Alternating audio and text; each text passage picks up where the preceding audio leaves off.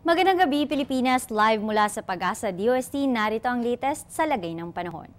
May dalawang low-pressure area na namataan sa labas ng Philippine Area of Responsibility. Una ay ang low-pressure area na kumikilos pasilangang bahagi ng Japan. Nahahatak ng low-pressure area na ito ang ating northeast monsoon kaya bahagyang humina ito sa Luzon hanggang sa Visayas.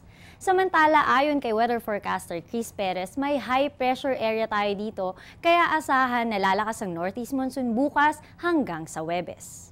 Ang ikalawang low pressure area ay nasa southeast ng Mindanao at wala naman po tayong dapat ikabahala dahil nasa labas pa po ito ng Philippine Area of Responsibility kaya hindi pa po tayo apektado nito.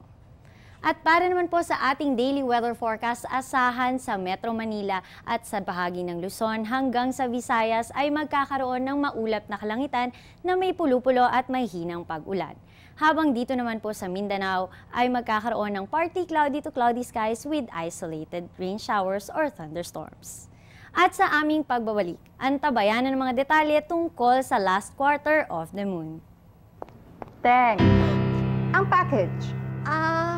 Ma'am, sabi ng Air 21 on the road na. Ano, Teng? Ang package. Ma'am, sabi ng Air 21 na receive na.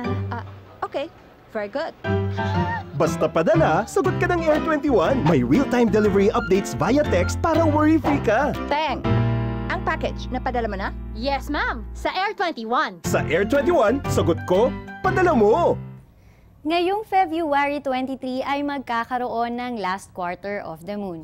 Ito ay ang phase ng buwan kung saan ang kalahating part lamang nito ang naiilawan. Wala naman po tayong dapat ipag-alala dahil hindi naman maaapektuhan nito ang pagtaas ng ating mga karagatan. Bukas sisikat si Haring Araw 6:18 ng umaga samantalang lulubog naman ito ng 6:02 ng gabi. At iyan ang latest mula sa Pag-asa, manatiling nakatutok sa Panahon TV kung saan walang pinipiling panahon ang pagbibigay impormasyon.